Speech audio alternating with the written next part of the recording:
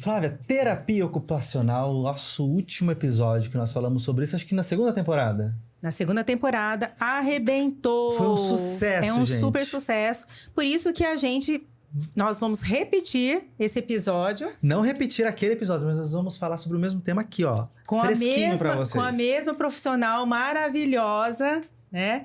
Que aumentou nossa audiência aqui. Absurdamente.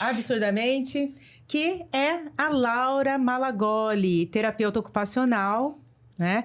Uma grande amiga minha, que trabalhou por um bom tempo lá na Clínica Ethos e que está aqui com a gente para falar sobre a terapia ocupacional, que é uma profissão maravilhosa, só que eu acho que ainda poucas pessoas conhecem de fato profundamente. O que é, né, terapia ocupacional?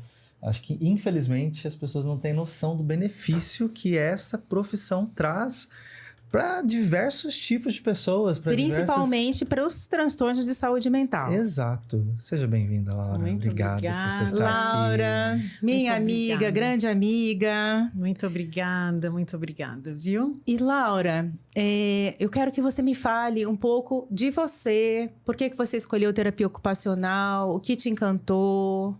Que te moveu para essa profissão, né? para esse lugar? Pois é. Eu acabei... Quando a gente é estudante, ensino médio, né? Muita coisa a gente tem em mente, muitos sonhos, né? E a minha primeira grande opção era fazer veterinária. Eu não conhecia terapia ocupacional. E eu me lembro que eu estava no terceiro ano, né? Hoje em terceiro do médio, mas antigamente era terceiro colegial.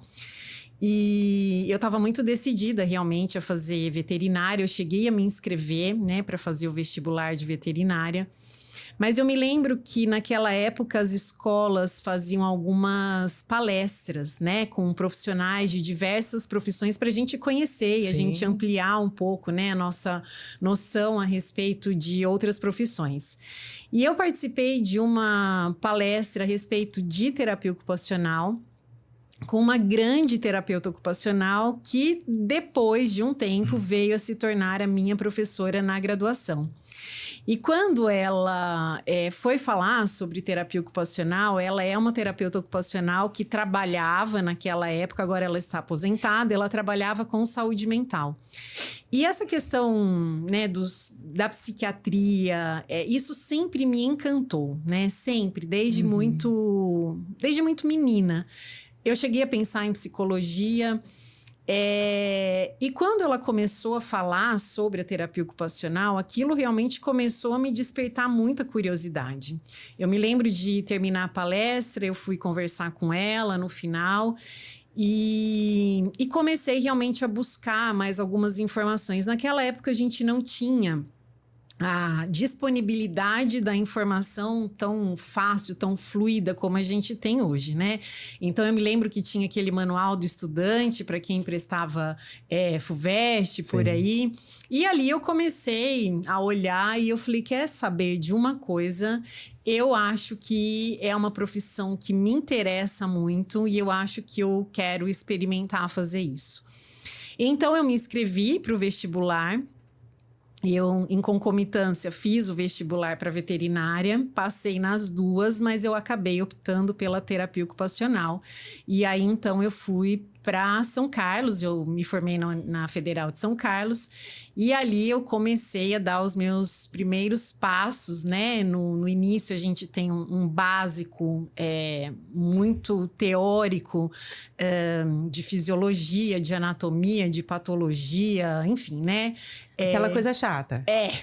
Mas que é fundamental e a gente sabe que é muito necessário. E aí, quando eu comecei realmente a experimentar um pouco melhor, né, as disciplinas mais relacionadas à área específica da terapia ocupacional, aí sim o meu olho começou a brilhar e eu comecei a entender que a minha escolha tinha sido uma escolha bem acertada, né? E o que seria, de fato, terapia ocupacional? Bom, terapia ocupacional é uma grande profissão, assim, né? Eu falo que realmente, como o Paulo falou, né? A gente não tem ideia do que um terapeuta ocupacional e a terapia ocupacional em si pode fazer pelo ser humano, né? Mas quando a gente fala de TO, de terapia ocupacional, a gente está falando de ocupação humana, né? E o que é uma ocupação humana? É tudo o que a gente faz ao longo do dia, né? É aquilo que dá sentido, aquilo que dá estrutura para o nosso cotidiano, para os nossos projetos, para os nossos planos, sonhos e também, obviamente, as coisas muito simples e comuns que a gente faz, como, por exemplo, colocar um brinco, escovar o dente, pentear o cabelo, né? Tudo isso é considerado uma ocupação. Então, quando a gente fala de um terapeuta ocupacional, o terapeuta ocupacional é o profissional que vai olhar para esse desempenho ocupacional, seja na sua área física, porque obviamente que para você pentear o cabelo, ir até o cinema, dirigir, comer, né, trabalhar, estudar, você precisa ter um motor que funcione, né? E obviamente que tem terapeutas ocupacionais que vão trabalhar especificamente na área de reabilitação física, entendendo que as pessoas, por exemplo, com AVC, um traumatismo craniano, uma paralisia cerebral, uma doença de Parkinson, né? São pessoas que precisam de uma intervenção muito motora para que elas consigam desempenhar cada uma dessas atividades com o máximo de autonomia e independência. Porém, o que a gente também precisa entender, para além do físico, né, que a gente precisa ter um físico ok, né, pernas, olhos, para a gente poder fazer tudo que a gente faz e se ocupar ao longo do dia, a gente precisa entender que eu preciso ter uma saúde mental que me permita desejar, planejar, me organizar para que esse desempenho ocupacional na vida aconteça, né? Então, dentro da área da saúde mental, a gente vê, por exemplo, né, nem sempre eu tenho uma pessoa que tem uma necessidade de uma intervenção motora, né? Mas, às vezes, eu tenho realmente as duas coisas em concomitância, né? Exato. Uma necessidade motora e também uma necessidade que é pertinente ou a um transtorno neurodegenerativo, psiquiátrico, ou emocional. Enfim, emocional. E isso tem uma repercussão muito grande, né? Como se a gente colocasse ali um buraco e aquele desempenho ocupacional, por conta das questões relacionadas à saúde mental, deixam de acontecer, né? E por que você se apaixonou pela saúde mental? Eu acho que assim, né, a saúde mental, ela é um necessário para absolutamente tudo, né? Quando a gente fala até mesmo de uma pessoa que teve, vamos imaginar, tá, um acidente vascular cerebral, né? Vai ter lá uma terapeuta ocupacional especializada em reabilitar aquele corpo, motoramente, pensar em adaptações em órteses, né, em prótese, etc e tal. Mas aquela pessoa, ela também precisa lidar com as suas emoções para que aquelas ocupações aconteçam, entende? Não é só uma questão motora, né? A pessoa que teve um AVC e que tem a possibilidade de se reabilitar motoramente, maravilha. Mas muitas vezes o motor, ele não consegue ser reabilitado porque existe um quadro de depressão. Existe ali um quadro ansioso, entende? A mesma coisa quando a gente olha para as questões hoje em dia, né? Eu acabo observando muito a questão da ansiedade, né? A questão da depressão. Então, eu acho que assim, a escolha pela saúde mental, primeiro, sempre foi uma coisa que me gerou curiosidade, né?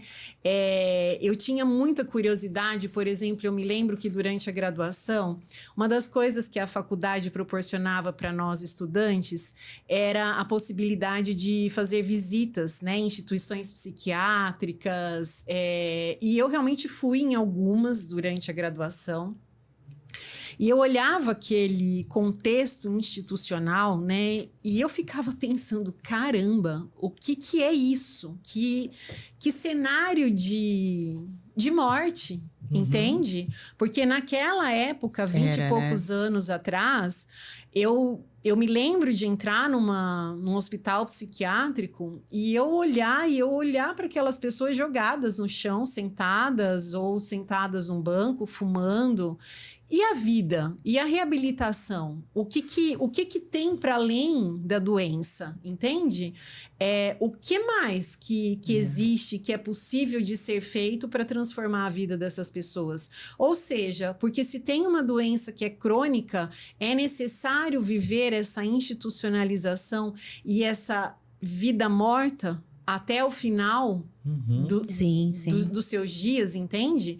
Então, assim, eram questões que me aguçavam, eu ficava pensando muito sobre tudo isso e sabe, quando a gente é muito jovem, né? A gente tem aquele espírito de não vou aceitar esse tipo de situação. Sim. Eu preciso fazer alguma coisa para transformar isso, né? E isso me motivava. Você sabe que quando eu fiz a residência médica, era um hospital, eu fiz a residência médica no hospital de Juqueri.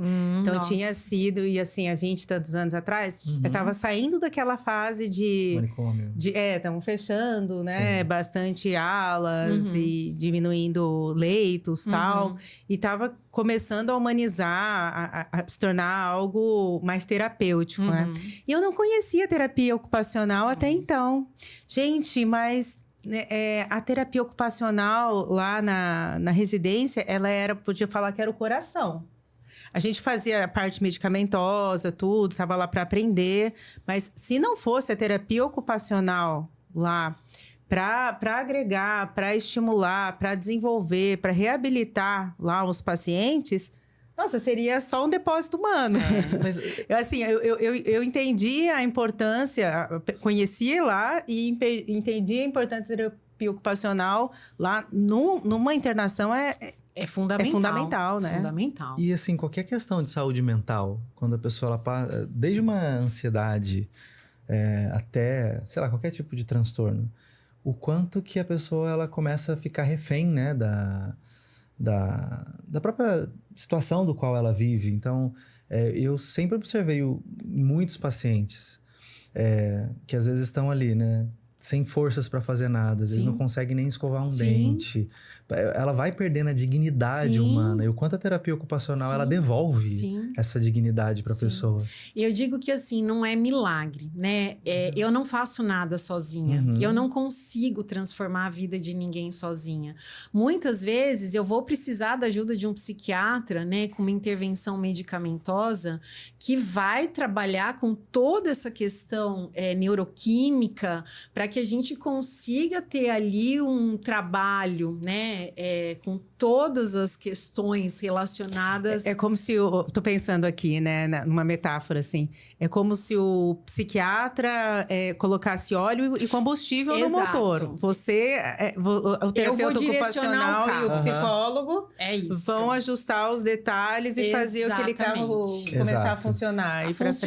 Encontrar um caminho, a direção, e chegar num reorganizar, lugar, se reorganizar. Né? Então, eu acho que, assim, o trabalho, né? Ele precisa ser em equipe. Eu sozinha não consigo fazer muita coisa. E eu sempre digo isso para as pessoas com quem eu trabalho e as suas famílias, idem. A gente não consegue ajudar ninguém se essa pessoa não tiver o desejo de receber ajuda, né? Se ela não tiver a vontade de. Então, é um tanto que a gente caminha e eu acho que todos nós aqui, a gente vai buscar formação, recursos, né? Para a gente trazer o que tem de mais atual, de mais, né, novo, de mais moderno. Mas é um caminho que é trilhado... por todos nós, né? Laura, assim, quando fala de terapia ocupacional, né? Igual a psicologia, falo por mim. As pessoas têm um senso comum ou algumas coisas assim que... vou no psicólogo para ele me dá conselho. Ou psicólogo é coisa de louco. Sim.